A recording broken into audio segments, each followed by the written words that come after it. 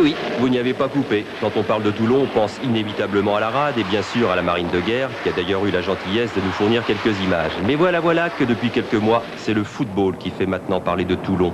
Toulon, où j'ai même rencontré un spécimen rare, un président de club heureux.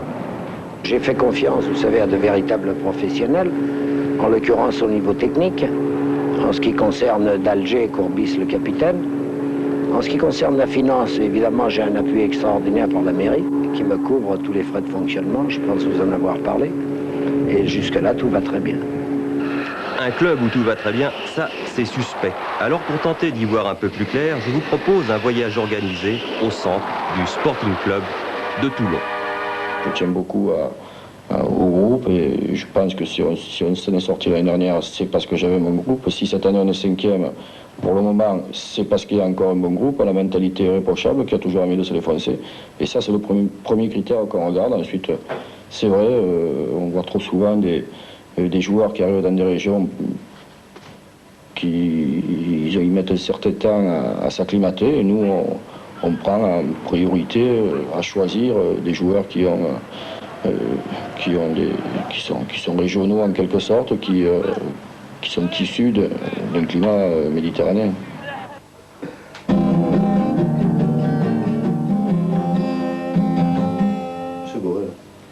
À Saint-Étienne, Laurent Paganelli était une vedette. C'était l'enfant prodige. Avec Saint-Étienne, il avait coulé.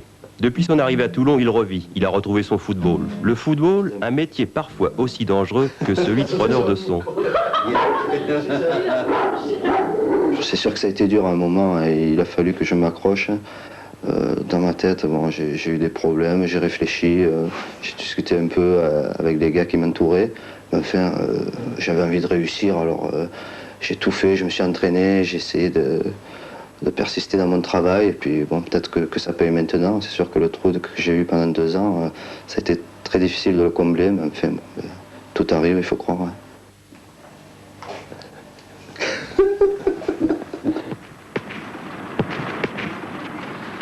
Pascal Olmeta, le Corse, va très bien, lui aussi. Après Bastia, on l'attendait à Paris. C'est à Toulon qu'il a finalement débarqué.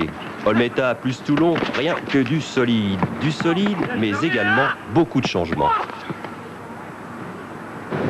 Oui, là ça change beaucoup parce que quand on est derrière, on se bat toujours pour ne pas perdre de points. Et là, quand on est actuellement comme on l'est, là, quand on est allé à jouer à Brest, on se disait on n'a rien à perdre, on a tout à gagner. En plus, bon, d'être 4e, c'est vraiment quelque chose d'extraordinaire. Alors on joue vu notre classement et pour améliorer, non pas avec la peur de faire de mauvais pas. Est-ce qu'il y a une recette pour former une équipe qui marche?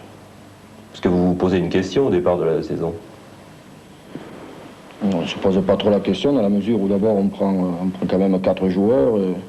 Où je prends aussi pour amener, je crois, un préparateur physique. Ça fait que c'est, disons qu'on a certaines garanties qu'on n'avait pas l'année dernière, de toute façon. On met la barre à 40 points, et je crois qu'à partir de là, si tout le monde fait son boulot, je crois que les joueurs le font bien. Ils sont très disciplinés aux entraînements, ils sont conscients que, avant tout, le football, et surtout la compétition, on peut le considérer comme un jeu. Et à partir de là, je pense qu'on a les garanties. Et parmi ces garanties, la présence cette saison d'un préparateur physique, docteur en psychologie. Il y a un premier niveau d'intervention qui est fait par l'intermédiaire de Christian d'Alger en ce qui concerne les problèmes de dynamique de groupe. Et puis un deuxième niveau d'intervention où je peux intervenir en discutant individuellement avec les joueurs, de telle façon à les aider à garder confiance dans des moments difficiles ou au contraire à mettre l'accent sur les points forts dans les moments favorables. Vous êtes une sorte de confesseur.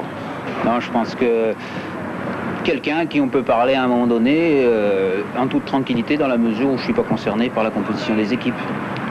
Autre garantie pour l'avenir de Toulon, la construction d'un centre de formation pour 20 stagiaires et la remise à neuf du stade Mayol, 65 millions de francs. Mais la municipalité de Toulon a surtout innové en votant un décret qui vise à couvrir tous les frais de gestion du football. Autrement dit, tout déficit éventuel est à la charge de la municipalité et non pas du club.